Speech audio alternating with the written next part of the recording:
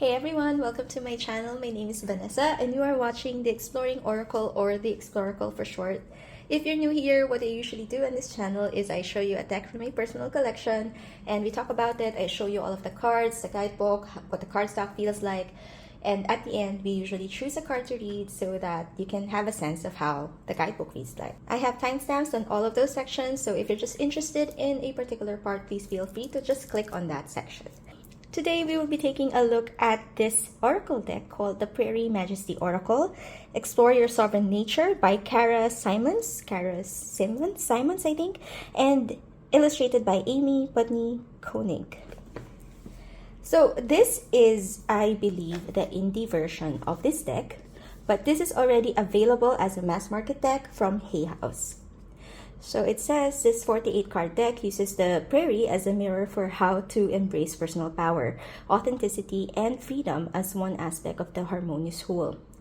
Messages feature open-ended questions from flora, fauna, and elements, includes a full-color guidebook and suggestions for use and deeper insights. This is what the inside of the box looks like. You have this guidebook. Let's take a look. It has an introduction, overview, using the deck, suggested spreads, and then you go into the cards themselves, the card meanings, and then you have the celestial cards, about, and notes. So let's take a look. In the introduction, it talks about, so there is a very substantial introduction before you even go into the overview of the cards. So this is probably what we would be looking at. So there are 44 cards in 4 groups. So these are, they represent different types of actions. And each one also includes an open-ended question that offers and anchors a fresh perspective. Think of it like a doorway into working with that energy. At the bottom of these cards, you'll find a verb reminiscent of something this being does in the wild. The verbs are in boxes, color-coded to tell you which category. And then you also have the celestial cards. The final 4 bonus cards suggest the movement of the energy flow in a spread. They help you see overarching themes in how the other cards fit together. You can mix them in with the rest or pull one specially for an extra layer of meaning. So these celestial cards I have actually separated from my deck. I don't really use them or haven't incorporated them, but I'll still show you the cards later. So, how to use the deck. So center yourself, prepare the deck, set your intention, and then you have your spreads, a daily spread, 4-season spread, bird's eye view spread, and then you go to the category cards. So for the category cards, you have the yellow, and these are the animals for the yellow category, which are the do cards. So they inspire active undertaking, whether internal or external, and offer suggestions. And I also like that they are colored on the sides of the book. So you have, in each card, you have about 2 pages for each card. And then let's just take a look at all of the categories. And then you have here the pink no cards. So they assist with translating intuition into thought form to harness the power of your conscious mind. Then you have the blue feel cards, which teach you about honoring your emotions without judgment while ushering in more desirable states. And lastly, the claim cards inspire taking back your power by activating and wielding self-authority. So in the mass market version of this deck, I don't think you have this color guide in the sides of the book, but I think the content is pretty much the same. Okay, so now let's take a look at the cards. These are that. So these are the backs. They are not reversible. And the indie version is gilded in this pink metallic. I really like this. It's smooth gilding. I don't normally like the sharp ones, but this one doesn't hurt the hands, so I do really like that. And at the back it says explore your sovereign. Okay, so the cardstock is matte, and in the mass market version, in the Hay House version, the cardstock feels similar, but this feels well, it still feels a little better, but there's not a lot of difference as far as the mass market or this version goes. And I will be linking a video. I think Lisa Papez did a comparison of the mass market versus the indie, side-by-side comparison, so you can take a look at that one. And the reason why I also am familiar with the mass market version is because this is the second time this deck has come into my collection. So I originally had or purchased the mass market version I think earlier in the year, or I don't recall, but I had rehomed it when I got the Song of the Grandmother's Oracle from Kara, and illustrated by Mary in the Sky. And then at the time I was thinking, you know, checking my collection, seeing if there were similar energies. Do I need to keep both, etc., stuff like that. And I said to myself that probably I don't need both, but I did miss this deck. And there was an opportunity in the Facebook group that I'm part of to trade for this particular deck, and I jumped at the chance because, one, it was the indie version, and two, I really did miss this deck. Anyway, so let's take a closer look at the cards. So what I like about this is that there is a prompt or a question at the top of the card, and then a keyword, a verb at the bottom. It's very easy to use. And again, it depends on the category. So these are the feeling categories. And it's so very unique, right? It's a unique deck. And I use tarot, I use oracles because I want to do some self-reflection, some learning about myself, what helped me process what I'm feeling or my emotions. And these prompts, these words, these verbs, these keywords are definitely great for that practice. What enchants me? Delight. And the art is also so unique, so I'm just so glad that I got it again. And I don't usually bring back decks that I have rehomed back into my collection, but I have a few, and I'll be talking about another one probably in the next video or so.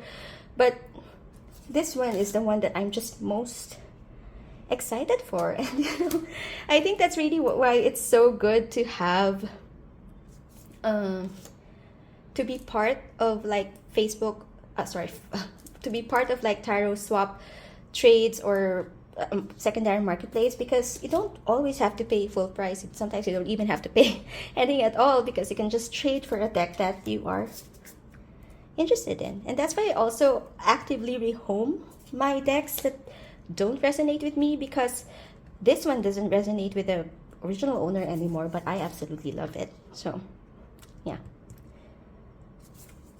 So anyway, feel free to slow down, speed up, or pause if you want to take a closer look at the cards. And later on, we will see how this deck shuffles and choose a card to read.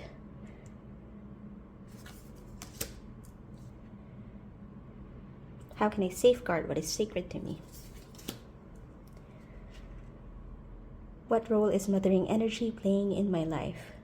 For the keyword nurture. Which course takes me home? Wow. Map. What do I want to carve out space for in my life? Dig. Do I accept myself without judgment? Breathe. How can I be of service? Shelter. How does the situation look and feel from a different view? Flip. What is mine for the doing? What eternal knowing can I access in human form? Is my pursuit both honorable and focused? Stalk. That's an interesting keyword. Am I singing my song? Warble. Am I receiving peace? A lot to think about there. What is ready to go so I can grow? Burn. What is next in my becoming? Turn. Where do I give and receive? Match. Am I carrying myself with love? Strut. What does standing still reveal? Reflect. Am I ready to be seen? Ooh. Soar. What am I listening for? Hear. Is it time to reclaim and reinvent the structures in my life? Take over. What is mending or heal? What riches do I carry within? Hold. What am I opening into? Emerge. What can I learn from observation? Notice. And am I honoring my knowing? Trust. And these are the 4 celestial cards. So you have the moon, you have the sky, the sun, and the star. So I don't use these cards. I don't include them in my deck. That's why it's separated in my box. But yeah, you know, that's what I like about Oracle decks as well, since they don't really follow a particular structure. Well, let me phrase that, because this one has its own structure, right? But it isn't a tarot structure, so it doesn't have to be 78 cards. It doesn't have to have the 22 majors and the 56 minors or minor arcana. So I usually take out some of the cards that don't resonate with me for Oracle decks and just use it however I want. So I think it's a lot. It's also flexible enough to still get the meat of the reading, even though I do that or take out some of the cards. So just to show you how this deck shuffles. So it is gilded, but it doesn't really hurt my hands. And even though it is a slightly bigger size, here it is compared, oh, okay. Here it is compared to like a tarot size. Just slightly bigger. I don't mind the Oracle, this size of an Oracle card. It's not too big. It's just right. And shuffles just fine. Okay, so it also has, it doesn't stick much, so I can do an open hand read. Okay, and then let's just pick a sample card and see what the guidebook says about that card. Okay. I love this. So, oh, it's not focusing, but what is ready to go so I can grow? So again, this is a yellow category. So this is a do card. So something that we would be actively, that you would have to actively undertake. And then it says on the guidebook, wildfire. Something new is on your horizon. How can you make room for it? As humans, it's normal for us to get attached, whether to habits, routines, things, places, people, beliefs, perspectives, you name it. During certain chapters of our lives, these may serve us by providing support, stimuli, or comfort. Even so, outgrowing attachments is not only natural but also a necessary part of the cycle. None of us can truly stay still, no matter how hard we try. When wildfire blazes into your life, challenge yourself to open up and allow the reset. As the smoke clears, what opportunities will be revealed? On the prairie, wildfire is critical to preserve the open grassland habitat. Periodic burns prevent trees and shrubs from taking over and inhibiting the growth of everything else by blocking the sun. Wildfire also speeds the breakdown of matter. Dead plants, leaves, and grasses are turned into food for new growth. Moreover, the clearing effect of wildfire also exposes greater swaths of prairie soil to sunlight and the warmth needed for seeds to sprout. All of this creates fare for the grazing animals, supports pollinators, and provides a home for insects and nesting birds. While change can be unsettling, scary, or disorienting, it also opens the way forward. Embracing the new does not ask us to judge or blame the old. Can you view the situation neutrally? Expressing gratitude for how it has served you in the past may help. Honor what feels right to you for moving through this transition. On the other side, there are possibilities with your name on them. Allow anticipation to pave way for your rebirth. So that is how the guidebook reads. I like how Kara writes. I also like her Some of the Grandmother's Oracle, but that is a different video. And yeah, definitely glad that this is back in my collection. And what do you think about it? Do you have this deck? Are you interested? I'm also happy that it is now mass market because it becomes more accessible. You know, I got it first as a mass market deck, and I really enjoyed my time with it as well. But I think at the time I was a little bit too quick on the decluttering or the rehoming. And I think that was because, you know, sometimes when you also watch declutter videos, you also kind of have that, oh yeah, maybe I don't need all of these decks. And you know, it really depends on what you're comfortable with. I have a lot of decks currently.